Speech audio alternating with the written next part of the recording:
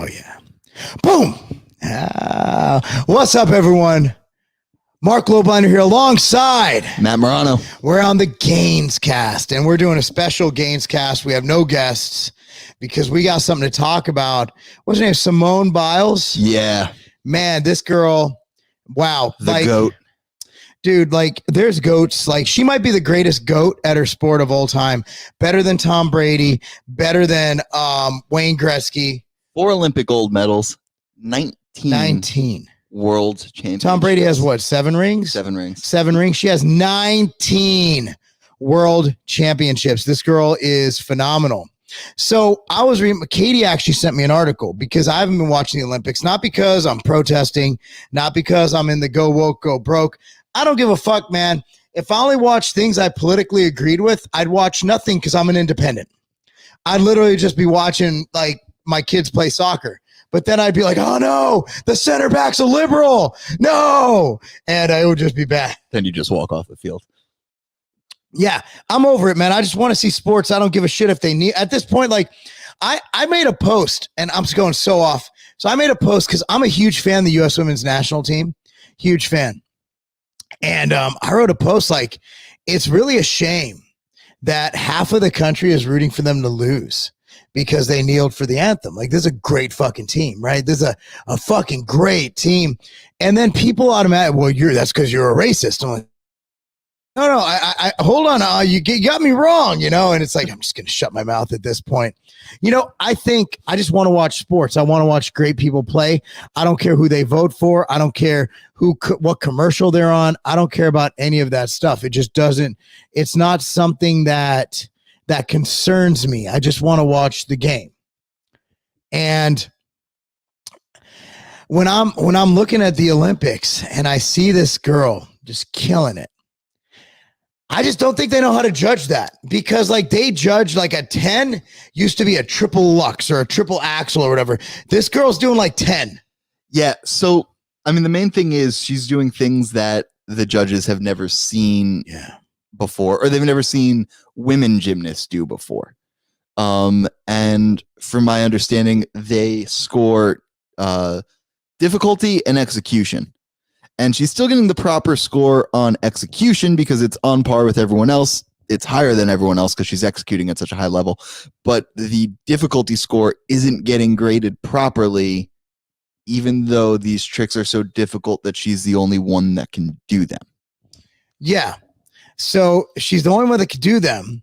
So they have no idea how to judge it.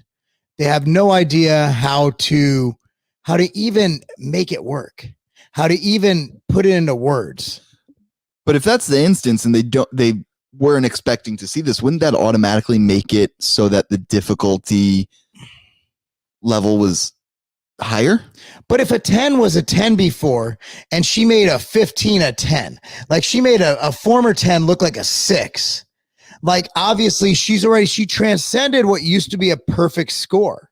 She literally said, so the 4-minute mile, dude, before it was run, nobody ran it. It was impossible. After somebody ran that 4-minute mile, there's been dozens of people run it since.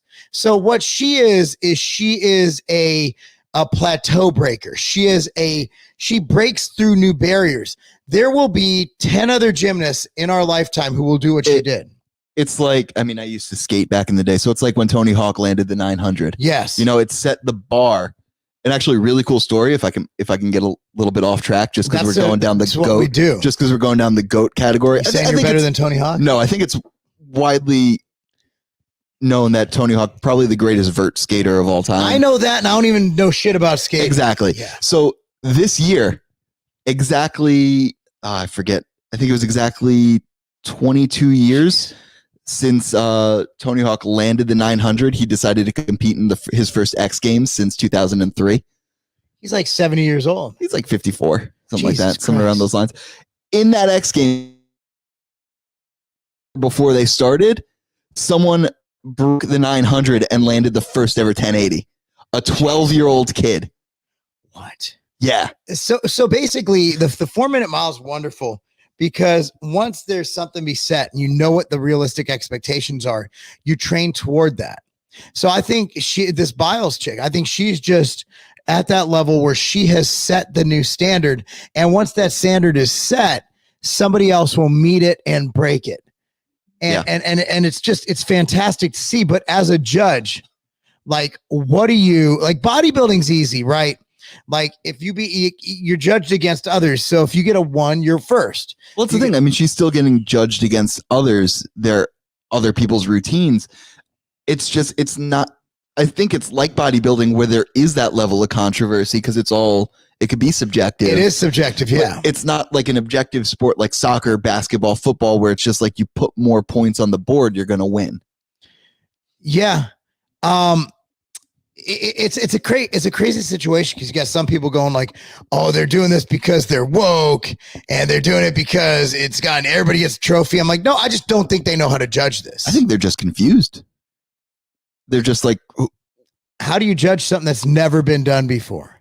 How do you even judge something that transcends any bit of logic or any bit of just grasp of reality? What is possible by the human body, the human condition?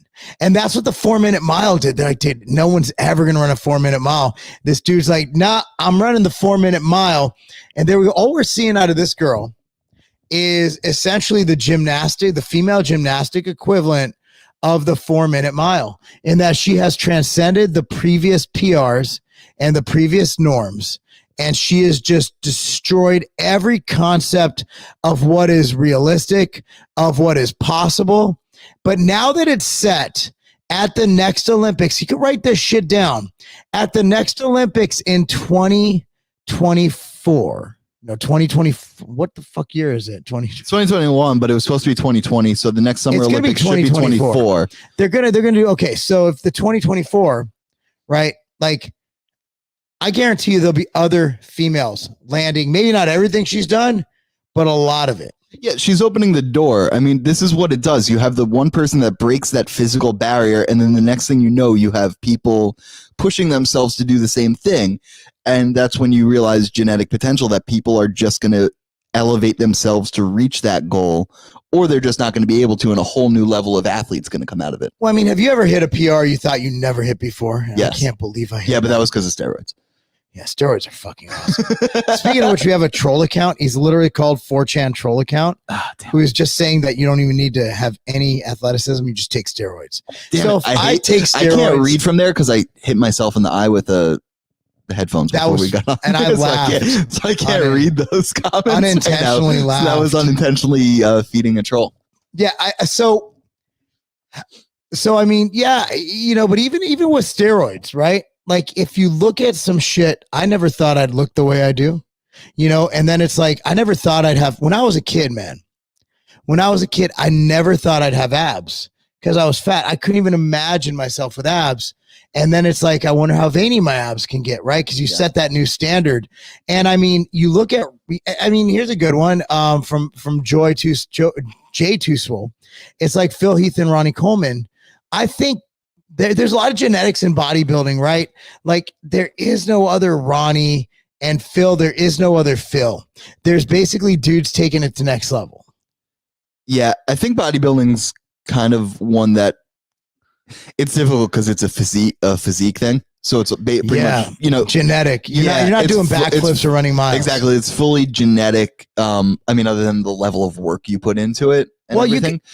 Drugs, how they affect people is so different. Like, you can give some, I've seen some guys take a CC of test and a CC of deca a week and gain 30 pounds of lean mass. Jesus. I've seen other guys take handfuls of D-Bol and Tren and not gain 4 pounds of lean mass, just horrible genetics. Yeah. So, I mean, there's a difference, but if you take elite athletes, and remember the slam dunk contest, every year would get more and more absurd.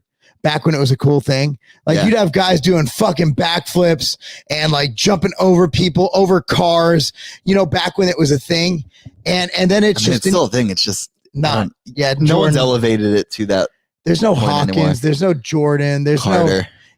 Those guys were next level dunkers, and it's like, I don't think they're incentivized to really do it. It's not as back in the day when Jordan was doing it, man. It was like, dude, Air Jordan's dunking. Like, dude, I wanted to, like the fucking slam dunk contest. I look forward to that every year. Yeah. I mean, now that whole All-Star weekend's kind of a joke, though. It's become, I think sports are kind of falling. Like, ratings are down when, I mean, they should be up.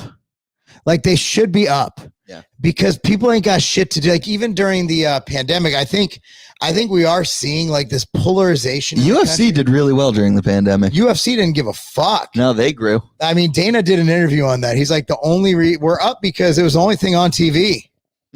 Like, he's just, I mean, Dana's so real, right? Yeah. He's like, dude, there's nothing else to watch. We're like, we're going to fight. We're going to go to a fucking island and we're going to do this testing and we're going to fight.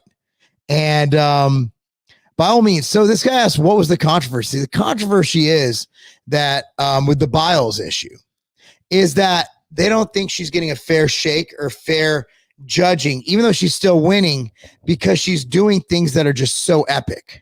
Yeah. So they don't know how to properly judge her because she's kind of breaking the system. So they're just kind of like, well, she's doing this trick, so we don't know what difficulty. They give two scores. They give the execution and difficulty. And the execution, they're judging properly. It's the difficulty part that they're judging. Some people are saying that they're judging it skewed, which, if you look at the scores, yeah. Or maybe they just don't know how the fuck to judge it. That's the thing. Yeah, I think it's more so they just don't know how, because they've never seen an athlete like this before. She's just so good. I I'm trying to think. There was, I was reading a book or an article on something where there was a guy in another sport who actually had to change the rules. No, Shaq, because the fouls, because they couldn't stop Shaq, so they would just hack a Shaq his ass. Oh, right. Then he couldn't. So shoot they had free to throws. change. They had to change the action. And even if he could, like, even if Shaq had an 80% free throw percentage, which he didn't. Oh, he did not. I mean, it's still better to get 8 out of 10 than for Shaq to just get 2 on you, because he's going to score. If he gets the ball in the middle, he's just going to run you over in the post, he's on you. He's going to score. I like greatness, you know. That is a large man. He is the largest man. My brother said, so my brother was at this like corporate retreat. Yeah. Because that's what. I have a Shaq story too. Oh, you do? Yeah. He said Shaq was like there with Snoop. And he said Shaq is and my brother's 6'1", a big dude. Shaq is fucking ginormous. Like, we were at the Olympia and we were at our seats waiting for the show to start. Yeah. Oh, Shaq was. And this tall dude just like walks by me. Like, he looks familiar, but I don't know who it is, but he's massive. He's jacked. Or not jacked, but like just he's a large. He's a large. There's a lot of man there. Space. Yeah. And he's got security. I'm like, he's got to be someone important, but I don't know who it is. And then they, Chicarello cuts to the front row and it's like Dave Bautista and Shaq hanging out. And I'm like, oh, motherfucker, Shaq just walked by. Shaq is big. Shaq is big. Like, I don't think people realize how large. Like, I remember I did that eating contest with the NFL linemen, Trevor and those guys and Khalil. And I remember, like, I'm standing and I'm like a big, people like, man, you're big. I look like a fucking child. Like, they could have carried me out, like, fucking holding me in their arms. Like, dude, Trevor's 6'8". He was 3-something at the time. And it's like, we took a picture together. I got to find this fucking picture. It's like, here's them, me, them. I'm like, geez, these guys are a foot taller than me. I think it was funny when, I don't know if you remember this, but back in the day when you were in New York filming with Akeem, and I was the cameraman for that trip. Yeah. And we went to the diner after, and just like, no one knew who Akeem was. He's still on the come up. He's still on the come up, but he was for sure then. But like, people are asking to take pictures with you at like 1 a.m. in this diner. And Akeem's just like, I'm sorry, but significantly bigger than you are at that point in time. Akeem's bigger than, he's a large man. And he's just like laughing and kind of just shrugging, doesn't know what's going on. Akeem has an off season, like he gets to 280, 300 pounds. I'm always the same size. So it's like, if I had an off season, I'd probably look bigger. I'd be 260. That's a lot. It's a big difference. Yeah. If I actually bulked and gave a fuck, it's like with the prep thing, people are like, it's like, I've been prepping. I've been prepping for the last fucking 8 years. Yeah. Like, it's just a different kind of prep. I didn't get on a stage. With that, do you see a significant, or would you have seen a significant difference in mass gain if you just chose to YOLO it, like dirty bulk it? I don't think so. What you did? I don't think so. I don't. I really don't. So you think it's possible to stay relatively lean? I mean, you're super lean year round, but like stay relatively lean. Am I super? I mean, I just went from 228 to like 210. Yeah. Without losing any body fat. Like, I think there's a misconception of super lean, and I think there's also a misconception of body fat. Like, I'm super shredded right now. I have I have veins everywhere. My body fat's still above 6. Like, you got to realize, like, just organ fat's going to take you above like 4. I like when people go like, dude, Shaq was at 3% body fat. I'm like, what fucking planet are you living on? Shaq was never at 3%. No, he was at maybe 30%. But I mean, I like when these bodybuilders go, man, I'm at 2% body fat. You're alive, motherfucker. You're not. Or when they're like, oh, that wide receiver, he's at like 5% body fat. I'm like, no, he's not. What was it? It was DK Metcalf. And they were like, NFL, this is before he got drafted. They were like, yeah, top wide receiver prospect that posts picture at 1% body fat. I was like, that's bullshit. Well, I don't think, I think we've lied so much about body fat that, and also we have inaccurate means. Like you use a caliper. Yeah. And you could get a different reading at different times, get a different reading if different people take it. The only real way is the buoyancy one, right? The water one. Hydrostatic. Yeah. There's other ways. There's electro. I don't think does a good job because it's water messes it up. Like there's a lot of things. Like I was contest shredded. I went and did a bod pod, like the really good ones. Yeah. Spent money on it. And I came out at like 17% body fat. I'm like, I don't think so. And the one they have in the InBody, the one they have like at Lifetime and everything, like those don't fucking do anything. No. But we're so off topic. And then the scanner at Tiger Fitness is pretty inaccurate too. Well, I mean, that's an InBody. Oh, that's the InBody. Okay. Yeah. So we have an InBody at Tiger Fitness. I just don't think that I don't think that it's accurate. You know, I think they help give you an idea of if you're fat They'll or not. Ballpark it well enough. Yeah. Yeah. I mean, like even like my son, Thomas did it. And it was like Thomas is like really lean. And I don't know if they're going to give "Eh." accurate numbers, but I mean, I will say like I'm throwing ludicrous numbers out there, but like if I went on there and it said 50% body fat, right? And then like I stepped on it a few weeks later and it said 40%. Oh, it gives you a barometer. At least it would tell me that I'm going in the right direction and I would trust that.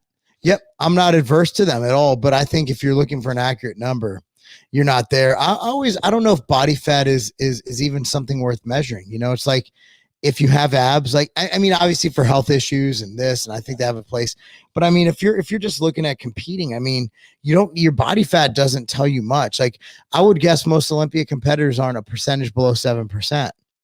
But they look lean, and it's a matter of how you look. So if you're after aesthetics, I don't think body fat really makes that much of a difference. I agree. But I mean, I can even make the argument where if you're too lean, you're not, to the general public, you're not as aesthetically pleasing. Like if you're that, yeah. I'm not saying you specifically. I am. Yeah. I look terrible. Like there's nothing attractive right now. Like this ugly. Like I can't like I was walking in the locker room at the gym today and people like, what the fuck is going on? You know, I'm like, it's just, you know, midlife crisis. You know, it's like, it's not a good look. It just isn't a good look. But very few people get there. Most people, when they compete, are in beach shape. Very few people get to actual competition shape. And that's why competitors normally, you might look at somebody and be like, oh, okay, he's lean. He looks good. He's ready to compete. But if you're a true competitor, you know, if you're someone like me, who's just a pompous prick, you look at someone, you're like, when does the diet start? Yeah. Like there's a couple guys competing, and I'm saying this, I probably shouldn't, but like, you know, there's a guy like, I'm like Josh who works at our gym. Yeah. He posted, like, who's going to win next year? And I'm like, and I just before I was even going to compete, I put me, and then someone wrote, no, this guy's going to win. And I clicked on his picture. I'm like, you should probably start dieting, you know, but that's the prick in me, you know, but I didn't post it. That'd be a pretty shitty thing to say, but I mean, I was just like thinking that, like, dude, he's only got 2 weeks. Like this guy better start fucking fasting or something. Not even, I mean, fasting for 2 weeks. Or just take more DNP. I don't care, but do something. But I'm like, dude, if you're asterisks, do not actually take DNP. if you're gonna come on here and shit on me, like you better bring it. Like you better have your latest Instagram picture better be like Phil Heath. You know what I mean? Yeah. Like, cause I ain't talking shit about anybody, man. And if I lose, I'll be the first one to be like, yep, I lost. And yeah, I don't know, man. It's just, I mean, but our industry is so oddly skewed with that, with just body image in general and being that lean and everything. Like I had to explain to someone on Friday night, I was out and he was like, dude, what's your workout routine? And like at the end of the conversation, I just like talked to him for a little bit about fitness. I was just like, yeah, thanks. Cause in my industry, I'm the small fat guy. No, in the sport. Yeah. In the industry, you're still big. Like we went to the Smoothie King Expo. They thought you were fucking Brandon. That's true. Like it was crazy. Yeah. This guy, they were like, oh my God, you guys work out. Like if you go to any like normal fitness event, you're big, muscular, and lean. You stand around with fucking Akeem and Brandon, like you're hanging around Mr. Olympia. Yeah. I hang out with like you and Brandon, so I always feel fat. Yeah, I mean, it's really not like you talk about being skinny. It's like the fitness industry is this. It's like, dude, imagine Matt's life. Like he's just like he's in the fucking midst of like with Mr. Olympia. You know, it's like Jesus. Like, so yeah, if anybody sees the fucking mental issues of bodybuilding, it's Matt. Because he has Brandon and then me, who just, you know, I'm nobody, but I stay really lean. So it's like, you know, you always have this. And then, you know, we train at a gym where everybody's always fucking competing. Oh, God, yeah. Carbon culture, I swear to God, these people don't have a fucking off season. It's like, I competed last week. I'm competing in 2 days. I'm like, what? I'm like, do y'all even like take time off? No, they're always getting ready for something. They're always. Which, I mean, I respect them for, but I don't know. It's something mental. It's everything mental. These people are fucking insane. I mean, they are insane. It's like, oh wow, you're competing again. All right, well, have fun. I mean, I was that. trying to be nice. I just had nothing to say. But yeah, you're right. Bodybuilding and fitness, it's usually like if you talk to a competitor, there's a screw loose. And most competitors know that. Well, I've learned that. There's most always competitors some actually know that. Like a lot of times it was a fat kid, you know, or a small kid. You know, like, there's nobody like, I was perfectly normal. And then I became a bodybuilder, except for Phil Heath. Yeah, Phil always looked good. And Brandon did too. That's true. Yeah, but I think most people on like the second tier, they were like fat kid syndrome. Like, I just want to be lean. Yeah, or something else. Because I was trying to go back in my head and like, I don't know. Kai had like the juvenile prison thing, whatever. Yeah, Kai just has some disturbed shit going on. Yeah, we know that. But I mean, obviously he had a rough childhood. Yeah, had a rough childhood. Yeah, it's always something, and who knows? Maybe there is something that we don't know about the competitors that we said that seem rather normal. Yeah, they do. But so back to the bio. I don't think it's anything nefarious. I think it's just judges who have no idea how to judge this athlete because she's so damn good. Yeah. But if you're seeing something that mind-blowing, don't you have to go like, we need to score her significantly higher than everyone else? But like if she's already at the top score, how do you do that? Yeah, how do you get the top score? I don't know. I mean, I don't think she's ever gotten like a perfect 10. I don't think you can ever give someone a perfect 10 because then that becomes the barrier. Then you have to raise the number. Well, I mean, but she is the barrier. She's literally creating the 10. Yeah. If there's ever a perfect 10, it's her. That's the thing. I think they need to give her a perfect 10 and then they have to do a full restructuring and announce a full restructuring of the grading system and say like, okay, Simone Biles 10 is now what we are going to consider an 8. Yeah. You have to kind of say that going forward. Like, okay, yes, she got the 10. The 10 holds up, but going forward, those tricks will be the 8 or an 8.5 or something. I got to agree with that. But anyway, so we just wanted to kind of address that.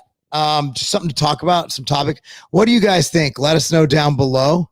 And we appreciate you guys watching. We're trying to get Juan Morel on tomorrow. Yeah. Or sometime this week. Victor Martinez. Yeah. Have a whole bunch of great guests coming on here. Thank you guys for watching. I'm Marc Lobliner alongside Matt Morano with the Gamescast. See y'all next time.